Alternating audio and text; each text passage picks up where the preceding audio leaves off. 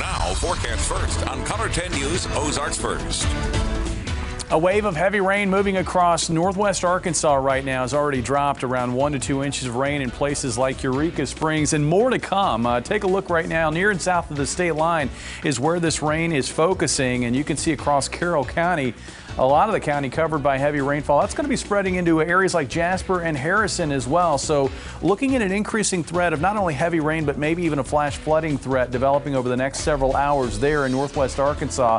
That threat for heavier rain will continue down the state line and south of the state line. Here in Springfield, can't rule out a shower. I think much of the night remains dry, and that'll be the case on Friday. Also, temperatures trending hotter as we get into the weekend. More on that coming up. Color 10 News at 10 starts now. Now, from Ozarks First, you're watching Color 10 News at 10. We don't know what threats or what overt threats he made or verbal threats towards people yet, but just his presence, and then in light of what's happened in our nation in the last several weeks, I mean, his intent obviously was to cause chaos here, and he did that. Good evening once again to you. Thanks for joining us here at 10 tonight. I'm David Oliver. And I'm Heather Lewis. Our top story tonight, a man has been arrested after walking into a Walmart neighborhood market with guns and 100 rounds of ammunition. We want to begin up first here at 10 with our team coverage tonight on what happened today. In fact, our Jesse Inman has been at the scene all night. He has reaction tonight from customers who were in the store near Public Road and Farm Road 135. Our Madison Heaver spoke with the man who says he confronted that armed man and held him at gunpoint. And while this was not an active shooter situation, our Francis Lynn has been learning today more about what to do if you ever find yourself in that situation. But first, we begin with Jesse Inman, who has been on the scene all day. Jesse, what can you tell us about the investigation so far? You guys, right now, we know pretty much what we know is at this point that there are no charges yet for this person, but we'll go ahead and give a refresher for people to kind of catch them up on what happened with this situation. We talked to Lieutenant Mike Lucas with the Springfield Police Department, and he said just after 4 o'clock today, they got a call that came in as an active shooter situation. Obviously, they responded here within 3 minutes and found out that that was not the case, but still a situation here where a male was in the parking lot, a 20-year-old male, a 20-year-old male put on body armor, walked into the Walmart with a tactical rifle and a sidearm, a handgun on his side. And that's when people were kind of at that point going into a little bit of a panic, and the store manager actually pulled the fire alarm to get people out of the building. They evacuated pretty quickly. Now, the armed man at that point grabbed a cart and started pushing it around the store, recording the reactions of the people around him. And he was saying things to the people. That's what police tell us. He was saying things to these people as they were trying to get out of the building as quickly as they could. We don't know at this point what he had said to those people, but we do know that there was a little bit of fear in the eyes of the people who were getting out of here. At least that's what we did hear from the people who we spoke to, who were at the Walmart at the time that all of this was unfolding, and they shared their experience with us. This siren goes off, a real loud siren goes off for like a second, and then they say suspected fire, possible fire, exit immediately. And there's an employee standing there, and I was like, looked at him like that, and he's like, I don't know. And this lady was screaming at us, she's like, get out now, get out, just yelling, and we're like, oh my gosh, I don't smell a fire. And not really a panic, but everybody's scared. They were just concerned and just had no idea what was going on. We had no idea what was going on at all, so. Was just sitting there getting ready to get out of my car when I heard off to my left someone yelling, is that a real rifle? There was just that brief moment of, I saw what was around his neck and realized he could have grabbed that at any minute. And so just kudos to everybody that was around me that made me feel safe. We're being terrorized by our own citizens, and it has to stop. There's an off-duty fireman that stopped this, and he had a weapon on him. So if it wouldn't have been for that guy, who knows what could have happened today. Yeah. And we heard that fireman, actually a former fireman, and you'll hear his thoughts coming up in just a few moments. Our Madison Heaver spoke with him, but right now, no charges have been set forward for this 20-year-old male, and I understand that back in the studio, we have a legal perspective on what may be to come For that, we'll send it back to you in Springfield. Jesse Inman, Ozarks First.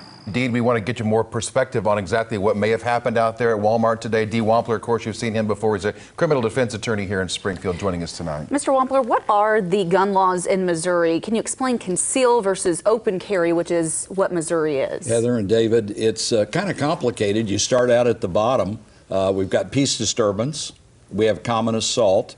If someone is put in fear of harm, or if there's an affront, or if someone is alarmed, that carries up to a year or up to a $1,000 fine. And then we have brandishing or openly displaying a weapon in a rude, threatening, or angry manner. So if you do anything like that and cause somebody alarm, rude, threatening, or angry manner of a weapon that's readily capable of lethal use. So we have that. That basically carries up to 4. And then we have felonious assault. We can go on up to second-degree assault, and first-degree assault can go as far as 10 to life. A lot of it depends on the facts. It's all fact-driven. Sure. Who said what and who was alarmed. And you can't carry a weapon while you're intoxicated. You can't carry it if you're under a court order not to. You can carry it if you're 17 or over. You can carry a long rifle. Right. Or 18 or over, you can carry a revolver or a pistol. Let me talk about this, because we're again talking in general terms here. We're not talking about today's case with you specifically. But in Missouri, anybody can pretty much carry a weapon. Is that correct? Anybody pretty much can. That's and that the law changed a couple right years now. ago. It changed about a year and a half ago, and that's the rule right now. I urge everybody to get training, to get a concealed carry permit. There are 17 places in Missouri where you specifically cannot carry a weapon. You need to know where those places are and what you're doing, just as you drive a car. To get a license with a car, which is a deadly weapon, you need to have a concealed carry permit with a firearm. All right, Dee Wampler with us with some perspective on Missouri laws about guns. Thanks for coming in, sir. We appreciate it. We want to continue our team coverage here at 10 now on today's incident. Our Madison Heaver spoke with the man who says he is the one who held the armed man at gunpoint until police arrived. Madison, what did he say about what happened inside that store? Yeah, Heather, the man that stopped this armed man outside the Walmart neighborhood market is a former firefighter. He says he detained him with his own firearm until police arrived. Now, this former firefighter has asked us to refrain from using his name and showing his face. He says he was carrying a concealed weapon and held the armed man in his 20s until police arrived about 30 seconds later. This former firefighter was shopping for groceries with his wife at that Walmart when staff pulled the fire alarm. He says after that it was chaos. Staff were pushing everyone toward the door. He says he's hopeful that by stepping in, he prevented something terrible from happening. And I walked up to the grass and asked him if he was the male inside, and he stated yes, and I drew my weapon, told him to put his hands in the air. He complied, was compliant the whole time.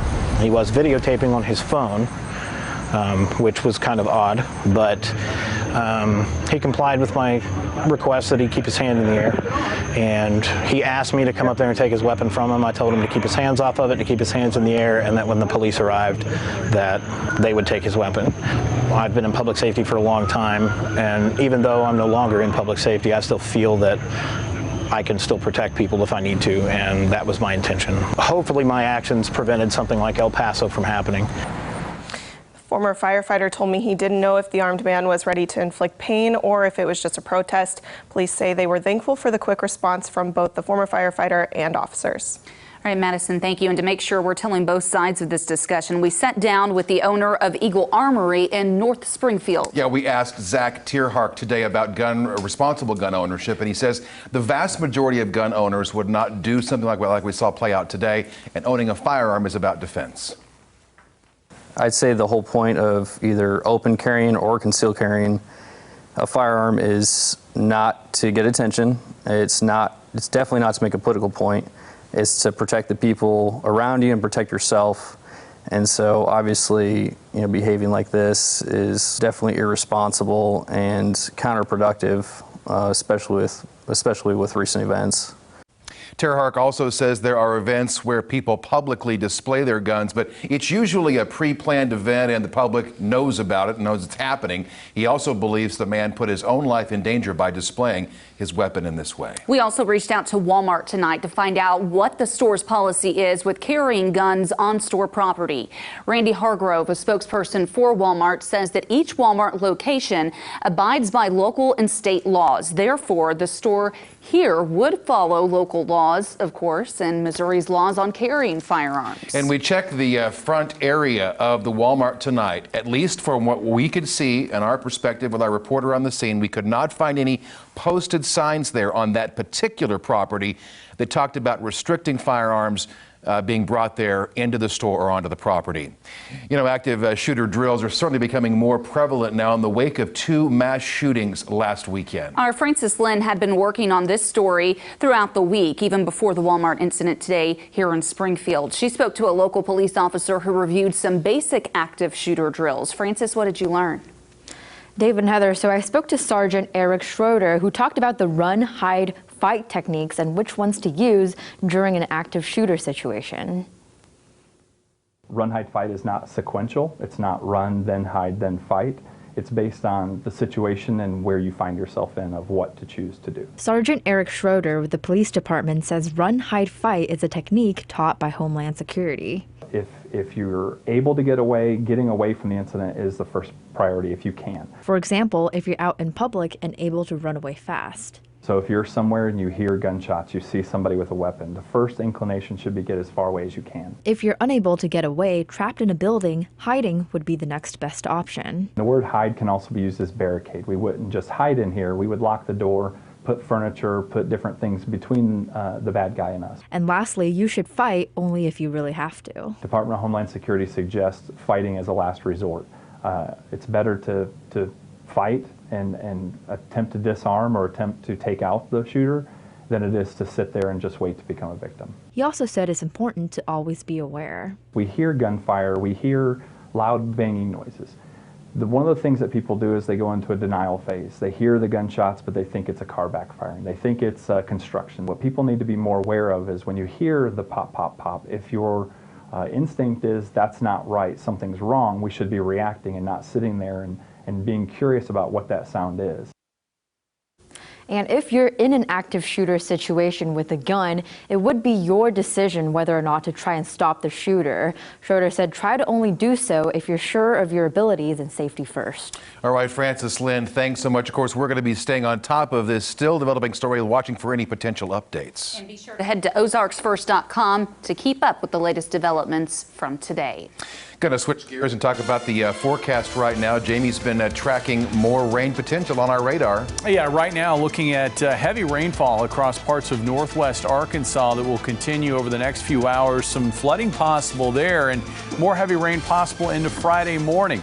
The trend over the weekend, though, is drier and turning hotter. More on that next.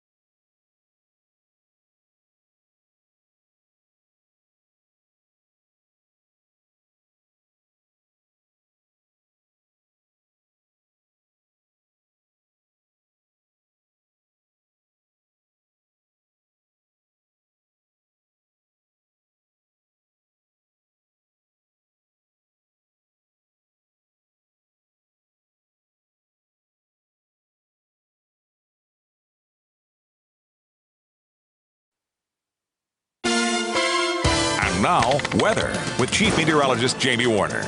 We had a wave of heavy rainfall last night in eastern Kansas, and now we're finding a wave of heavy rainfall setting up over northern Arkansas. Currently in the Springfield area, it's quiet, and I think it's going to stay that way for the most part overnight tonight and into Friday morning.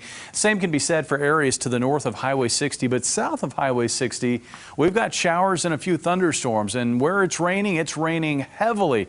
The atmosphere very, very soupy with moisture, so rainfall rates are going to be high, and we're finding that right now across Carroll County, especially where radar estimates upwards of 2 inches of rainfall has already fallen this evening, and more continues to fall. In fact, it looks like we've probably got a few more hours of a fairly steady, moderate to heavy rainfall across Carroll County, and that may be enough to generate some flash flooding concerns from Eureka Springs east through Berryville. We're going to see some of that heavier rain, I think, getting into Jasper and also across Boone County. Now, model trends favor this activity fading to some extent as it shifts east across north central Arkansas, but I think if you live further east toward Yellville, Mountain Home, maybe even to Salem, count on some rain, and some of it's going to be heavy at times, at least over the next 6 hours or so, and it'll probably even continue beyond that into the morning hours on Friday. Here's our setup. Right now, again, expecting a stripe of heavy rainfall overnight tonight from northern Oklahoma across much of northern Arkansas.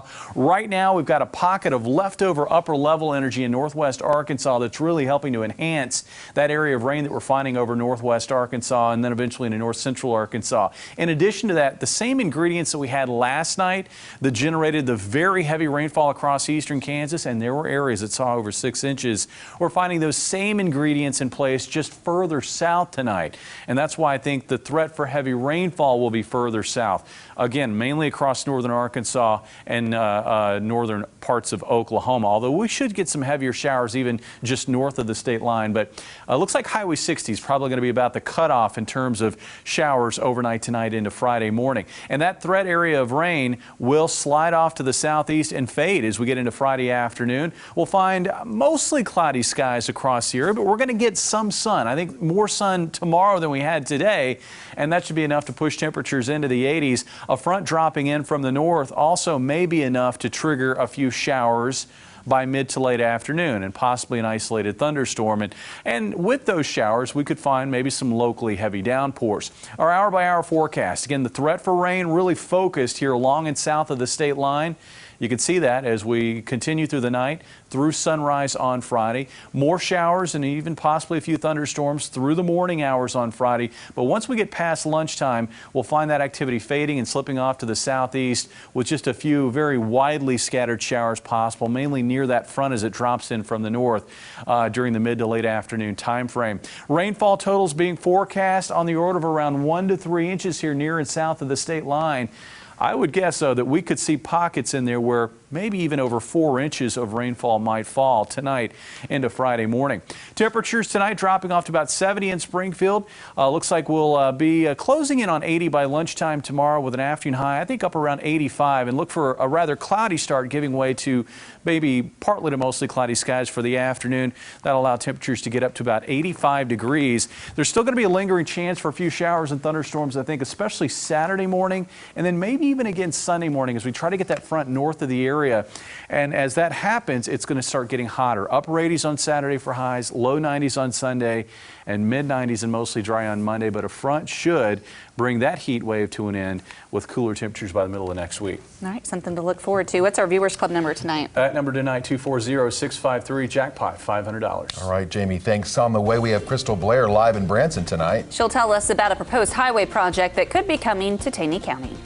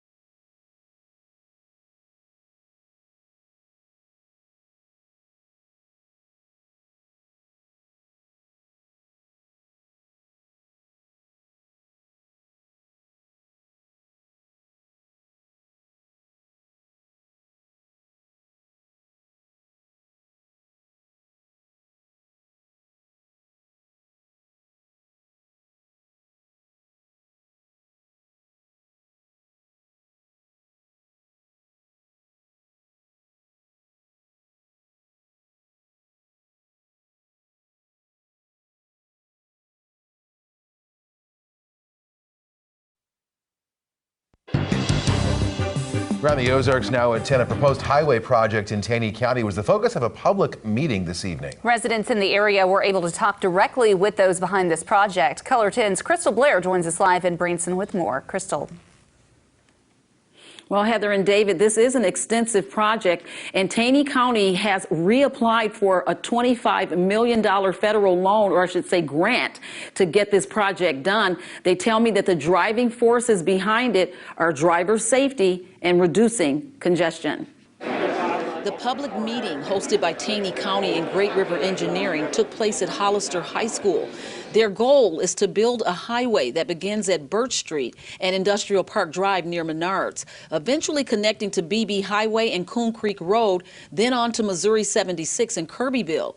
Devin Hupp is the Taney County Highway Administrator. He says he spoke personally with each landowner. I didn't have any problem with them. I mean, I sat down with each one of them and we walked the part of the property, but I showed the others on mapping and they didn't have a problem with it. One landowner told us he definitely thinks the project is needed, but it's bittersweet because it is family-owned property, and I'm 3 years away from retirement and have plans to build a house right there. Another resident I spoke with is not on board at all. I feel it's a lot of wasted money. It's only going to profit a few people, a lot less. It won't benefit as many people as what they hope it will. Now, the county did reapply, as I mentioned earlier, for that $25 million grant, but they did not get it last year when they tried out, but they were told that they were very close, so they were encouraged to reapply, and they did. And if they did get the money this time, they're going to find out at the end of this year. And if that answer is yes, they will be starting construction on this project at the end of 2021 or the beginning of 2022. Reporting live in Branson, Crystal Blair, Ozarks First. All right, Crystal, our thanks to you. Keep it here. Sports is next.